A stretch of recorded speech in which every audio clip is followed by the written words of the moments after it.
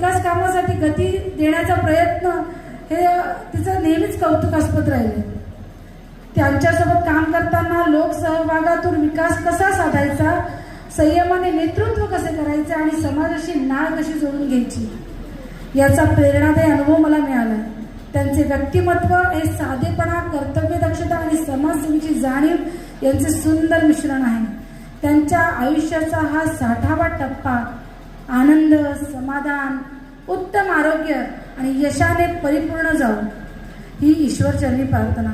भविष्यातही त्यांच्या हातून गावाच्या विकासासाठी अशीच प्रेरणादायी कार्य घडो ही मनपूर्वक सदिच्छा. आई सारखे दैवत सारे जगतावर नाही अशा उक्तीला साजेशी आमची आई, तिला आमच्या सगळ्यांकडून शतशत प्रणाम. आणि माझ्या कोणगाव ग्रामपंचायत कमिटी, माझं कराळे कुटुंब हिच्याकडनं त्यांना वाढदिवसाच्या खूप खूप शुभेच्छा. हे दोन शब्द असे होते की त्यांच्या महात्मा असलेलं आई हा शब्द फक्त पूर्वी जन्मलेल्या आईलाच म्हणतात अशी माझी आतापर्यंत समज होता. पूर्ण आल्यानंतर संपूर्ण गाव एका व्यक्तीला त्यावेळेस आई म्हणून उच्चारते.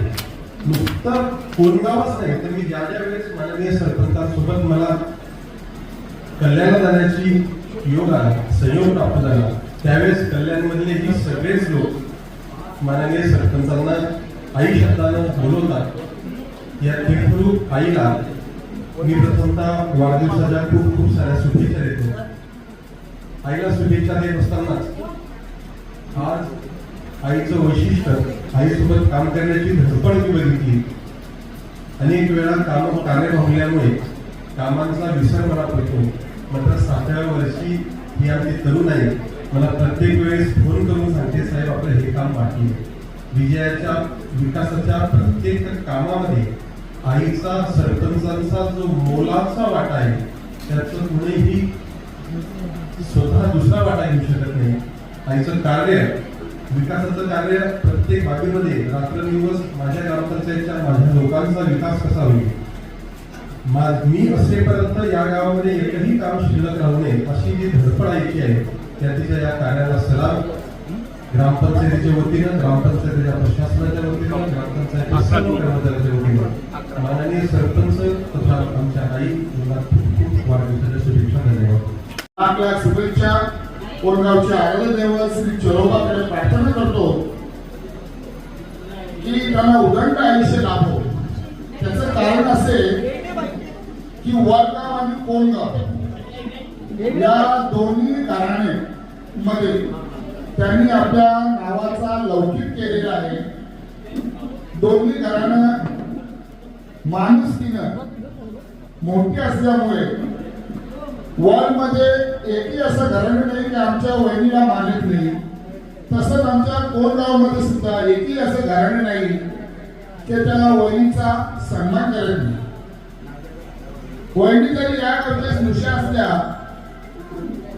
तरी प्रत्येक कार्यक्रमामध्ये राजकारणात येईल किंवा येणार नाही हे वहिनीला बाकी सुद्धा माहिती नव्हतं की मी कदाचित राजकारणात येईन असं वाटलंही नव्हतं. तरी त्यांचे सासरे बाळा मस्कर पाटील 12 वर्ष या गावचे सरपंच होते.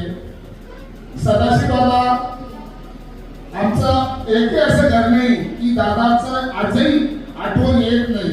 कारण दादा प्रत्येकाच्या सुखदुःखामध्ये वहिनीला बरोबर घेऊनच सहभागी होत होत्या. आणि त्याचं ते फळ आहे की 2017 मध्ये कल्याण डोंबिवली महानगरपालिकेची निवडणूक झाली आणि दादाचं कल्याणमध्ये असलेलं कार्य, कर्तृत्व, वहिनी कल्याणमध्ये आदरवाडी चौकामध्ये जोडलेली माणसं, आमच्या कोणगावचं कल्याणचे असलेलं नातं, संबंध आणि या जोरावरच मामांच्या शुभेच्छेने, सहकार्याने वरुण पाटील हा कल्याणचा नगरसेवक झाला. नुसता नगरसेवक होऊन थांबला नाही तर आता दुसऱ्यांदा निवडून सभागृह नेता सुद्धा झाला. 2022 ची निवडणूक जेव्हा आली, ती निवडणूक आम्ही लढलो तेव्हा लोक आमच्या पाठीशी दिसत नव्हती पण मनाने आमच्या बरोबर होती. म्हणून वहिनीने इतिहास घडविला आणि तिन्ही उमेदवारांची मतं, बरोबर दोन्ही उमेदवारांची मतं एकत्रित केली तरी आपल्या उमेदवाराची मतं जास्त होती. म्हणजे लोक वहिनीला मानत होती, सूनबाई म्हणून, आता तरुण पोरं आई म्हणून मानतात. आणि खरोखरच 11 जून 1991 ला कोंडगावची ग्रामपंचायत स्थापन झाली मामा. तेव्हापासून आजपर्यंत अनेक विकासाची कामं झाली, परंतु जाहीरनाम्यामध्ये दिलेल्या आश्वासनाची पूर्तता करणारे एकमेव सरपंच आणि कार्य अहवाल सादर करणारा एकमेव सरपंच म्हणजे आमच्या वहिनी साहेब. त्यांच्या हातून असंच समाजकार्य घडत राहो आणि कोणगावचा विकास होत राहो. त्याचबरोबर कपिल पाटील साहेबांच्या मार्गदर्शनाखाली प्रत्येक कार्याच्या हिरिहिरी करत असतात. तो कोणत्या जातीचा आहे, कोणत्या धर्माचा आहे, कोणत्या समाजाची कोणती अडचण असू दे, सामाजिक काम असू दे, शैक्षणिक काम असू दे, आरोग्यविषयक असू दे, सर्व काम करण्यासाठी त्या नेहमी तत्पर असतात. आणि त्यांच्या खांद्यावर येऊन आमचा पुतण्या वरुण पाटील सुद्धा आईच्या बरोबर जी लागेल ती मदत या गावासाठी तन्मन करणारे करत असतात. मी पुन्हा त्या चेहऱ्यावर प्रार्थना करतो की आमच्या वहिनीला उदंड आयुष्य लाभो आणि त्यांच्या हातून कोंडगावची सेवा घडो. बरेच वेळा आर्थिक बाजूचा प्रश्न येतो ग्रामपंचायतीमध्ये. वेळेवर पगार होत नाही, काम करणाऱ्या कॉन्ट्रॅक्टरचे पैसे मिळत नाही. पाहिले आम्ही कामं 25 लाख 30 लाखाचे कामं पाहिले आम्ही, पण कोटीच्या घरामध्ये कामं ही या बॉडीमध्ये होत आहेत. आणि खरोखर नुकतंच TR पाटील साहेबांनी सांगितलं की वॉर्ड क्रमांक 1 ते वॉर्ड क्रमांक 6 या सर्व वॉर्डमध्ये अत्यावश्यक कामं होती ती जवळजवळ पूर्ण झालेली आहेत. अनेक वर्ष सत्तेत आम्ही असून देखील आम्हाला ती कामं करता येत नव्हती, करू शकलो नाही. वैयक्तिक आमची कामं होती. मी सांगायला आवडेल की कल्याण डोंबिवली महापालिकेमध्ये वरुण दादांना मी मेसेज करतो, आगावडीमध्ये हे हवंय. कोणकोणत्या ब्रिजच्या वर खाली जे तुमचं डम्पिंग आहे तिथे काय केलं पाहिजे, तिथे व्यायामशाळा, तिथे ओपन जिम वगैरे, काळाची ओपन जिम बिघडलेली आहे, ओपन साहित्य काय झालंय. तर वरुण दादांना मला फक्त मेसेजनी ती दुरुस्त करायची. तीच पद्धत कोणत्यात चालू आहे. वरुण दादांना मेसेज केला की आईच्या बाजूने कामं होतात. खरोखर या बॉडीचं करावं तेवढं कौतुक कमी आहे.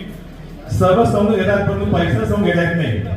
त्याप्रमाणे जो ग्रामपंचायत टर्नओव्हर आहे, आर्थिक उलाढाल तीच आहे, परंतु कामाची जी क्वालिटी आणि कामाची संख्या वार्षिक टर्नओव्हरच्या पेक्षा दुपटी आणि तिपटी होत आहे.